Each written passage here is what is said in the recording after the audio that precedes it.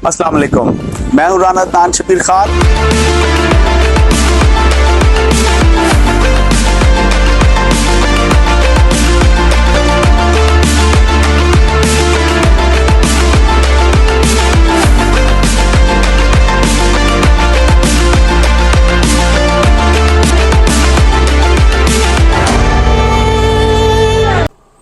अस्सलाम वालेकुम, मैं हूं राना तान शबीर खान और आप देख रहे हैं नुआए फिक्र। अमेरिका में साइंसदान कहते हैं कि क्लाइमेट चेंज के आगे जैसे इंसान बेबस है, वैसे ही ये क्लाइमेट चेंज एक मखलूक के लिए बहुत अच्छी साबित हो रही है, और वो है मच्छर। साइंसदान कहते हैं कि मच्छर अनोइंग तो हैं, मगर वो बहुत ख़तरनाक और मुहलिक भी हैं। बारिश, तूफ़ान और सैलाब अपने पीछे छोटे छोटे पडल्स और पॉन्ड्स छोड़ जाते हैं, छोटे छोटे, जिन्हें जौहड़ भी कहते हैं।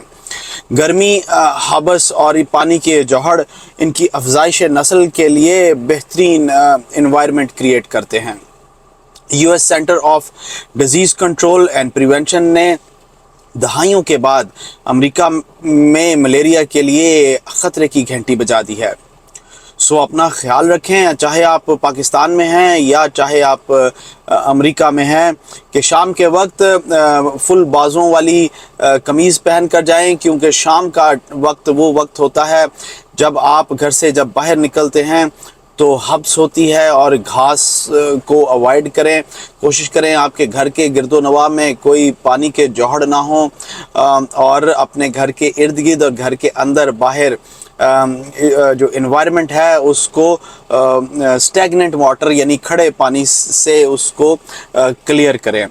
बहरहाल आज इमरान खान साहब ने एक वीडियो लिंक के साथ ख़िताब किया पाकिस्तानी कौम से और अपने वर्करों के साथ। सेम यूजुअल सेम पैटर्न था उनका, या का नाबदू व या का नस्ताइन से शुरू किया, लेकिन वो इहदिन सिरातुल मुस्तकीम कहने के लिए तैयार नहीं हैं। उन्होंने ईद की मुबारकबाद दी और अपने उनके जो वर्कर्स और लीडर्स उनके जेलों में हैं उनके साथ इजहार यकजहती किया और बताया कि उनके साथ क्या मुश्किलात हैं और वो किन तकालीफ से गुज़र रहे हैं।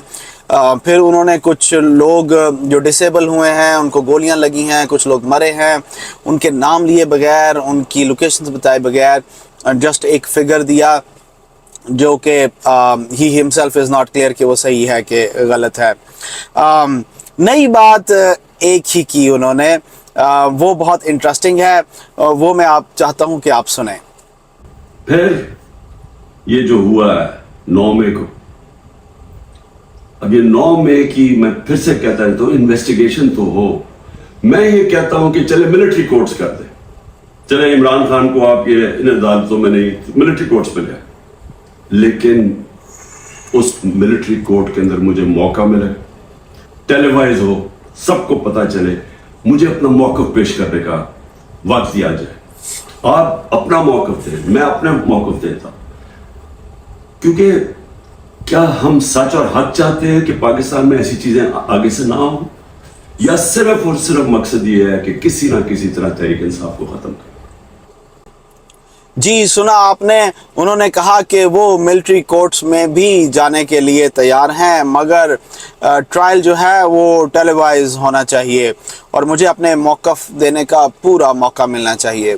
खान जी, जो क्रिमिनल ट्रायल्स होते हैं उसमें मौक़िफ़ नहीं होता, उसमें सबूत होते हैं, एविडेंस होता है। मैं जैसे कि मैंने अपने कल के प्रोग्राम में भी कहा कि मैं आपके इस आपने तो रिक्वेस्ट की है, लेकिन मैं आपके इस स्टैंड से एग्री करता हूं कि आपका जो ट्रायल है वो एक तो मिलिट्री कोर्ट में होना चाहिए, दूसरा वो टेलीवाइज होना चाहिए जैसे कि आप कह रहे हैं। उसकी वजह यह है कि आप सियासतदान लोग अदालत में जज के सामने जाकर कुछ और बात करते हैं और बाहर आकर आवाम को कुछ और कहते हैं और ये अपना एक झूठा बयानिया बनाते हैं। मेरा ख्याल है कि जिस किस्म के जुर्म के आप मुर्तकिब हुए हैं, आपको मौका नहीं मिलना चाहिए कि आप बाहर आकर आवाम को बेवकूफ़ बनाएं।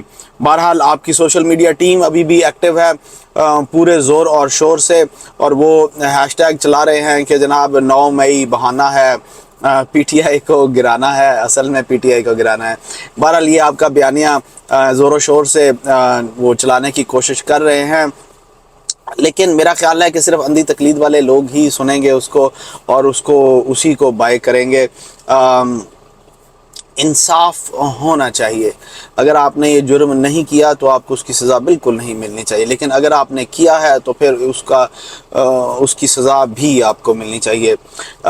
باقی آپ نے جو کہا کہ 2 چور باہر دبئی میں بیٹھ کر اگلی ڈکیتی کا پلان کر رہے ہیں، yes you are very right, اور آپ کی ان بیوقوفیوں کی وجہ سے، آپ کے غلط ڈیسیژن کی وجہ سے اور آپ میں جو سیاسی بصیرت لیک کرتی ہے، آپ کی ضد کی وجہ سے ان 2 چوروں کو دوبارہ موقع مل گیا ہے کہ وہ پاکستان پر اپنی ڈکیتی کا پلان بنا سکیں۔ تو اس میں بھی میں سمجھتا ہوں کہ آپ ہی کا قصور ہے۔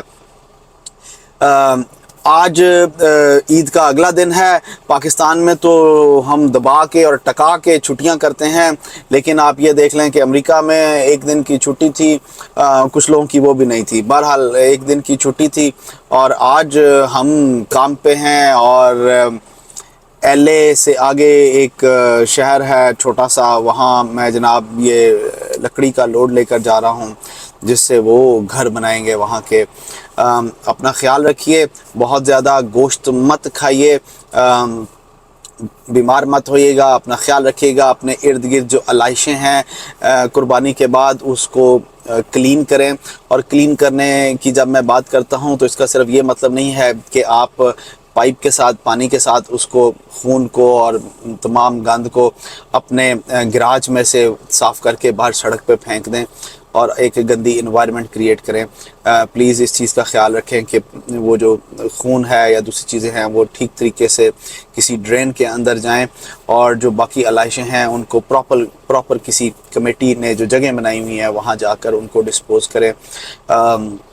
پاکستان میں گاربیج بیگ کا کوئی کانسیپٹ نہیں ہے، یہ انٹروڈیوس ہونا چاہیے، اور پاکستان میں لوگوں کو سینس ہونی چاہیے کہ گاربیج بیگ کتنا ضروری ہے ویسٹ مینجمنٹ میں، اور جو کہ آپ کی انوائرمنٹ پہ ایک بہت اچھا اور پر اثر اور ہیلدی امپیکٹ ڈالتا ہے۔